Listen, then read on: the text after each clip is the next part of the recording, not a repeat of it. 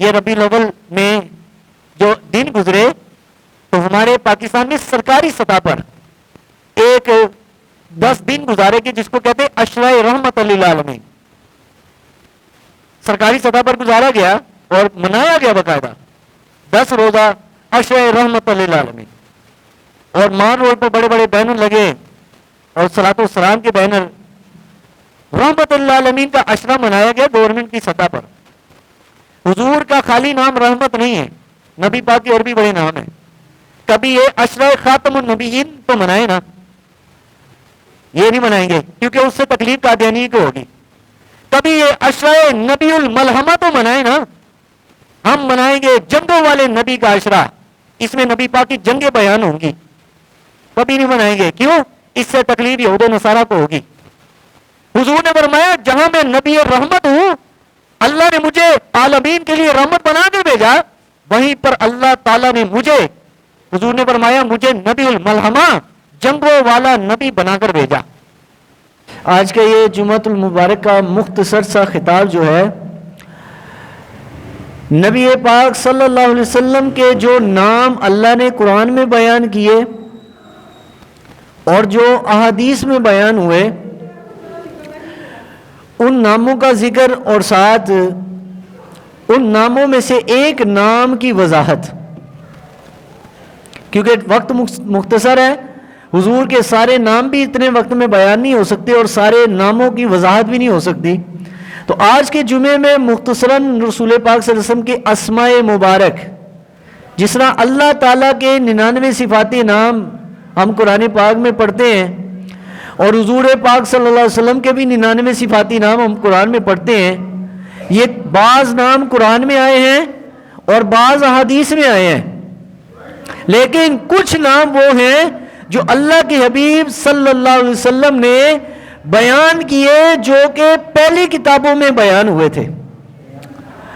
تو میں نے قرآن پاک کی آیہ مبارکہ میں سے وہ آیت جس میں رسول اللہ کے نام نامی اسم گرامی بیان ہوئے, اللہ ارشاد فرماتا ہے انا ارسلناک شاہدا, اے حبیب ہم نے آپ کو گواہ بنا کر بھیجا, ومبشرا, اور آپ کو امت کے لیے خوشخبری سنانے والا بنا کر بھیجا, ونذیرا, اور ڈر, جہنم کا ڈر سنانے والا بنا کر بھیجا, وداعیا الی اللہ باذنہ, اور اللہ کی طرف دعوت دینے والا بنا کر بھیجا, وسراجا منیرا, اور آپ کو روشن چمکتا دمکتا ستارہ بنا کر بھیجا.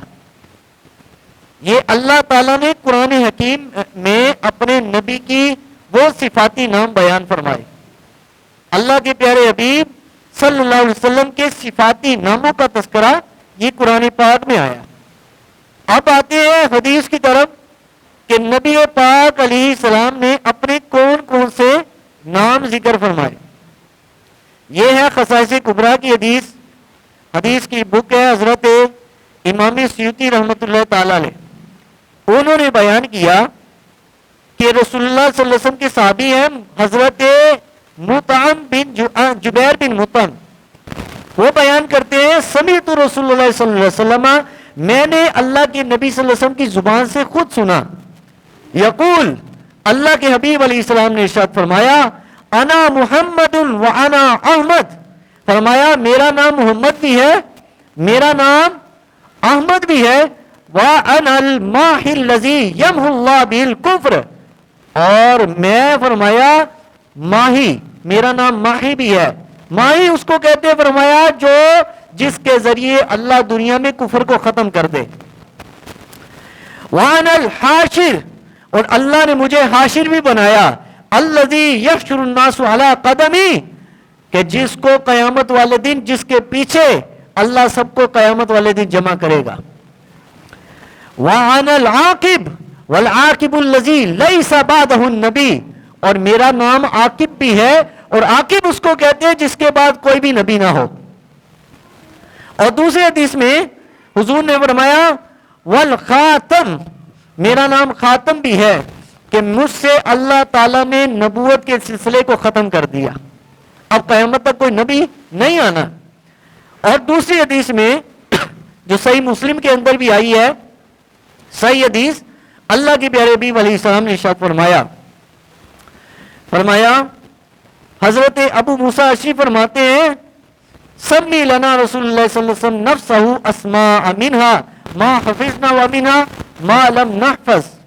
فرمایا حضور صلی اللہ علیہ وسلم نے خود مجھے کچھ نام اپنے بتائے کہ میرا یہ بھی نام ہے، میرا یہ بھی نام ہے، یہ بھی نام ہے، یہ بھی نام ہے. فرمایا کچھ نام تو میں نبی پاک کے یاد رکھ سکا اور کچھ نام بھول گیا.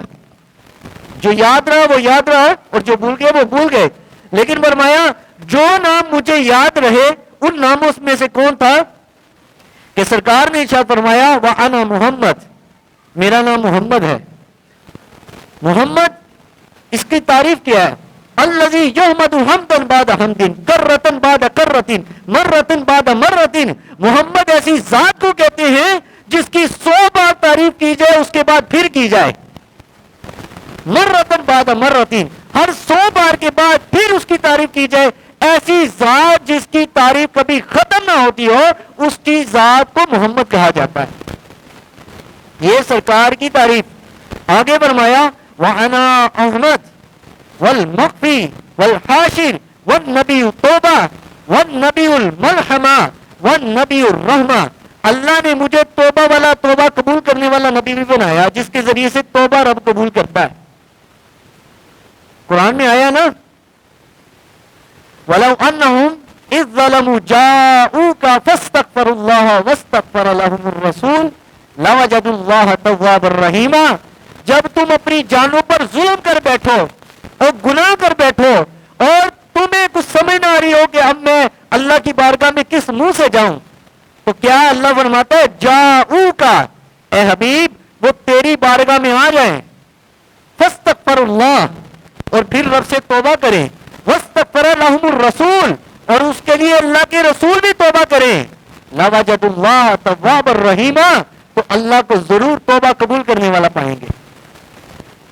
تو جو نبی پاک کی بارگاہ میں آ کر، اس لیے سرکار نے فرمایا میرا ایک نام ہے نبی التوبہ، توبہ قبول کرنے والا، توبہ جس کے ذریعے سے رب قبول کرے ایسا نبی.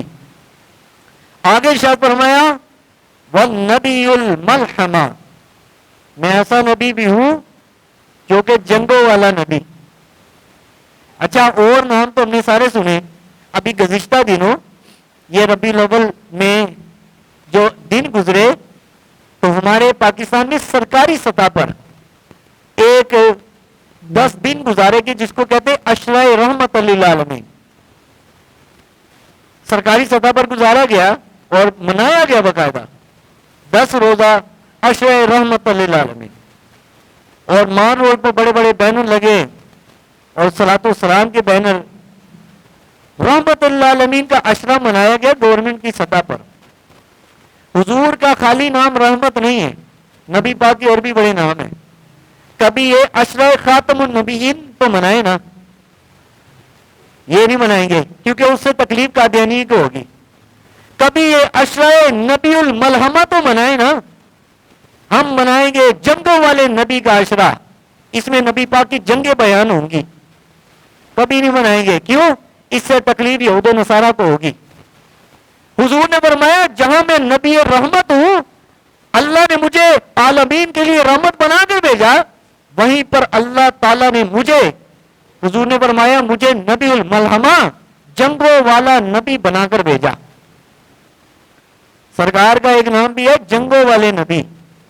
اب حضور نے خود اپنے آنے کا مقصد بھی بیان کیا. ہر ایک نبی کا دنیا میں آنے کا کوئی نہ کوئی مقصد تھا. سرکار کو جہاں پر رب نے اور بڑے مقاصد دیے، وہیں پر رسول اللہ صلی اللہ علیہ وسلم کا ایک مقصد اور بھی تھا. یہ بچوں کا خیال کرو ذرا یار. وہاں پر حضور صلی اللہ علیہ وسلم کا ایک مقصد اور بھی تھا. ادھر توجہ رکھیے. سرکار دو عالم علیہ السلام نے خود فرمایا، حضور علیہ السلام نے فرمایا انا محمد و انا احمد و انا رسول الرحمہ، میں محمد بھی ہوں، میں احمد بھی ہوں اور میں رسول رحمت والا رسول بھی بنا کر بھیجا گیا ہوں. اور آگے فرمایا وانا رسول الملحمہ، اور میں جنگوں والا رسول بھی بنا کر بھیجا گیا ہوں. وانا المخفی والحاشر، اور میرا نام مخفی بھی ہے، میرا نام حاشر بھی ہے. اور فرمایا بعثت بالجہاد, اللہ نے مجھے جہاد کے لیے, جنگوں کے لیے دنیا میں بھیجا. مبعوث, میری جو باسط ہے, مجھے جو مبعوث دنیا میں کیا ہے جہاد کے لیے. وَلَمْ أُبْعَثْ بِالزَّرَاعِ, اور اللہ نے مجھے دنیا میں یہ کھیتوں میں کام کرنے کے لیے نہیں بھیجا, زراعت کے لیے نہیں بھیجا, بلکہ مجھے جہاد کے لیے بھیجا. اور خود رسول اللہ صلی اللہ علیہ وسلم نے, حضرت عبداللہ بن عباس فرماتے ہیں, سرکار دو جہاں صلی اللہ علیہ وسلم کا ارشاد گرامی ہے. فرمایا, حضور نے فرمایا, کان یسمى فی الکتاب القدیمہ, فرمایا پہلی کتابیں جو گزری توراہ, زبور, انجیل, اللہ نے اس میں میرے کچھ نام گنوائے.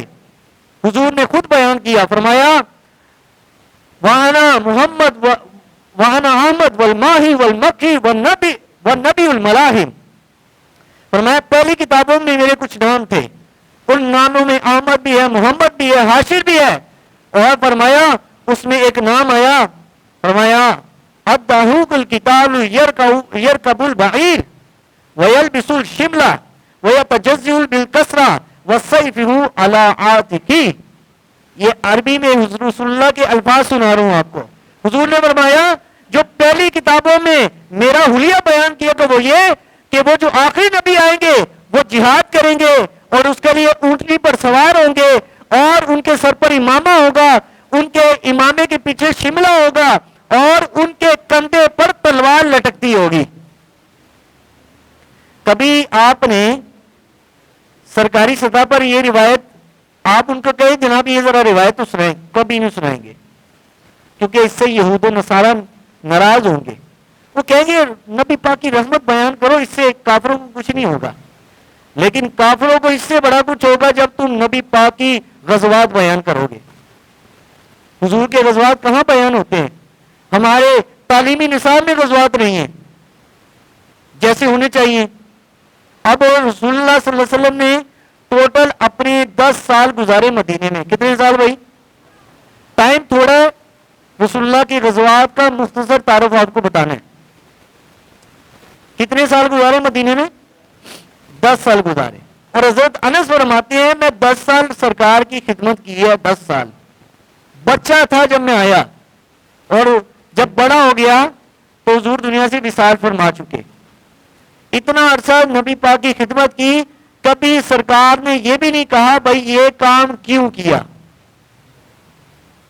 ہم بچوں کو ڈانٹ دیتے ہیں نا, سرکار نے بچے اپنے خادم حضرت انس بن مالک کو اتنا بھی نہیں کہا بھائی یہ کیوں کیا.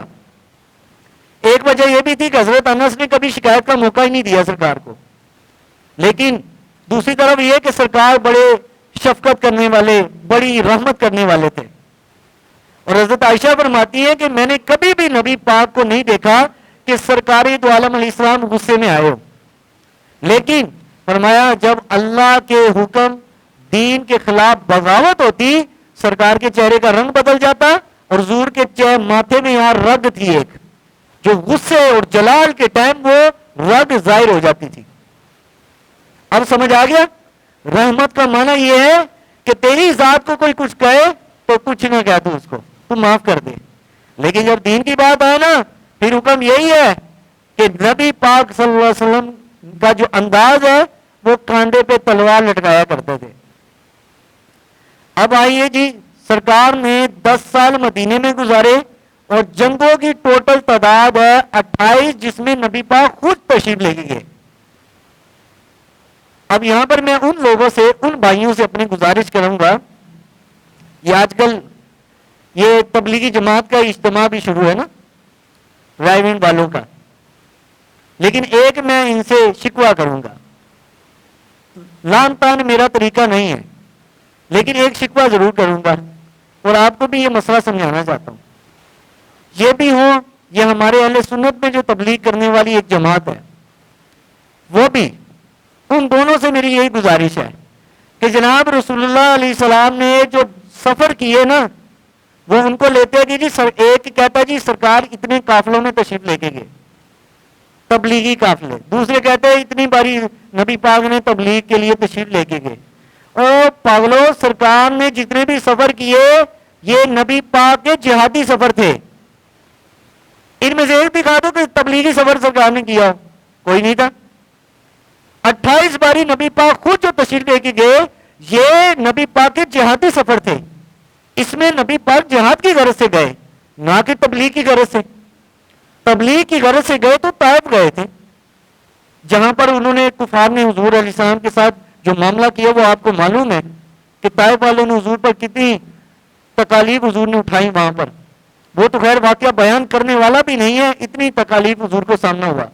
لیکن ہمارے امت کے اندر، امت مسلمہ میں یہ دو پارٹیاں ایسی ہیں جو نبی پاک کے جہادی سفروں کو کہتے ہیں تبلیغی سفر۔ اور بھائی اگر میں جہاد نہیں کر سکتا، تلوار نہیں اٹھا سکتا، مجھے کس نے حق دی ہے نبی پاک کے جہادی سفر کی تعبیر کریں کہ جناب وہ تبلیغی سفر تھے؟ تو سرکار نے کتنی جنگوں میں شرکت کی بھائی؟ 28 جنگیں۔ پہلی جنگ ہوئی ان میں سے نبی علیہ السلام نے جو پہلی جنگ کی ہے وہ پہلی جنگ کون سی تھی جناب؟ وہ پہلی جنگ تھی غزوہ بدر۔ اور بدر میں کتنے لوگ تھے؟ 313۔ 8 تلواریں 6 زیریں اور 2 گھوڑے، اتنا کم سامان، اور لیکن اللہ کے توکل پر گئے، اللہ نے فتح دی۔ اب اس زمانے میں صحابہ فرماتے ہمارے پاس ایک ٹائم کی کھجور کھانے کو ہوتی اور دوسری ٹائم کی نہیں ہوتی تھی، یعنی پیٹ بھر کے کھانا۔ تو صحابہ کرام نے خیبر کی جنگ تک پیٹ بھر کے کھانا نہیں کھایا، اتنا فقر کا دور تھا وہ۔ 6 سالہ دور، 7 ہجری میں ہوئی ہے خیبر کی جنگ، بدر کی جنگ ہوئی ہے 2 ہجری میں۔ 10 سالہ دور میں نبی پاک نے 28 جنگیں لڑی، اور کل جنگیں جو لڑی گئی ہیں ان کی تعداد 74۔ کتنی ہے بھائی؟ 74۔ حساب لگاؤ ذرا کیلکولیٹر لے کے، 10 سالوں میں 74 کو تقسیم کرو، 7 یا 8 جنگیں بنتی ہیں ایک سال میں۔ تو کب صحابہ کرام کاروبار کرتے ہوں گے، کب کھیتی باڑی کرتے ہوں گے، اور کب جنگیں لڑتے ہوں گے؟ ان کو تو وہ گھر میں بھی بچوں کے لیے بھی ٹائم نہیں ملتا ہوگا، جو ایک سال میں 7 جنگیں لڑ رہے ہیں، جبکہ مسلمان ابھی آغاز میں۔ تو تمہید سمجھ آ گئی۔ بدر میں 313 لوگ تھے، احد میں تعداد بڑھ گئی 700 ہو گئی۔ لیکن احد میں ہوا یوں ہے کہ احد میں مسلمانوں کو جو شکست کا سامنا اٹھانا پڑا اس کی وجوہات کیا تھی؟ مسلمان صحابہ اس دن کہنے لگ پڑے اصل میں یہ ہمیں سمجھانا تھا کہ تم کبھی ایسا نہ کرنا، بدر میں ہم تھوڑے تھے، اللہ نے فتح دے دی، اور احد میں ہوا یہ 700 تعداد، لڑنے کے لیے اسلحہ بھی ہے، فوج بھی زیادہ ہے۔ صحابہ نے سوچا بھائی آج تو ہم کافروں کو نہیں چھوڑیں گے، آج تو ہم مار کے ان کا کچومر بنا دیں گے۔ لیکن جب ایسا معاملہ ہوا تو اللہ کی مدد نہیں آئی، وہ کافر پہلے مسلمان غالب آیا، پھر پیچھے سے حضرت خالد بن ولید جو اس وقت کافر تھے، مسلمان نہیں ہوئے تھے، پیچھے سے حملہ کیا، حضور کے دندان بھی شہید ہو گئے، نبی پاک بے ہوش بھی ہوئے، اللہ کے حبیب علیہ السلام اور 70 صحابہ شہید ہوئے، اس میں سرکار پر بے ہوشی طاری ہوئی ہے۔ نبی پاک کے یہ درمیان میں یہ سنایا سامنے والے دانتوں کے درمیان میں پتھر ایک کافر نے مارا، حضور کے خون بھی نکلا، سرکار بے ہوش بھی ہوئے۔ نبی علیہ السلام نے اس جنگ میں اپنا خون بھی پیش کیا۔ صحابہ کرام میں سے بعض جو ہے الٹے قدم بھی بھاگے، لیکن بہرحال اللہ تعالیٰ نے ان کو معاف کر دیا۔ لیکن یہ ہمیں سمجھانا تھا کہ تم نے ایسا نہیں کرنا۔ اس جنگ میں شکست کی ہوئی، اللہ تعالیٰ نے بتانا تھا کہ جب بدر میں تم تھوڑے تھے، اسلحہ بھی نہیں تھا، توکل میرے پر تھا، تو میرے فرشتے مدد کو آ گئے۔ جب تمہاری فوج طاقتور ہوئی، تمہارا عقیدہ بنا کہ آج تو ہماری طاقت زیادہ ہے، جب تم نے فوج پہ بھروسہ کیا، طاقت پہ بھروسہ کیا، تو اللہ نے تمہیں جو ہے مغلوب کر دیا۔ کہاں غالب تھے اور کہاں مغلوب ہو گئے۔ پھر 5 ہجری میں ہوئی ہے بنو کینکا کی جنگ۔ یہ جنگ بڑی انٹرسٹنگ ہے، یہ مدینے کے اندر ہی ہوئی ہے، اور ہوئی بھی یہودیوں کے خلاف تھی۔ یہودی اس زمانے میں مدینہ کے بازار کے بہت بڑے تاجر تھے، اور یہودی اس زمانے میں اقلیت تھے، مسلمان زیادہ تھے۔ تو مدینے کے بڑے بڑے تاجر یہودی وہ بازاروں میں ان کی بڑی بڑی دکانیں تھیں مدینے کے بازاروں میں، تو ایک صحابیہ وہاں پر تجارت کی غرض سے آئی، وہاں پر تجارت کی غرض سے آئی اور سامان خریدنے کے لیے، گھر کا سامان خریدنے کے لیے وہ مسلمان صحابیہ ایک دکان پر گئی تو یہودی کو کہا بھائی یہ جو سامان ہے نا، پتہ نہیں وہ سبزی تھی یا کیا تھا، بہرحال واقعہ یہ کہ اس کی دکان پر کچھ خریدنے کے لیے گئی تو وہ اس نے کہا بھائی اندر دکان میں سامان زیادہ اندر رکھے، اندر دیکھ لو جا کے۔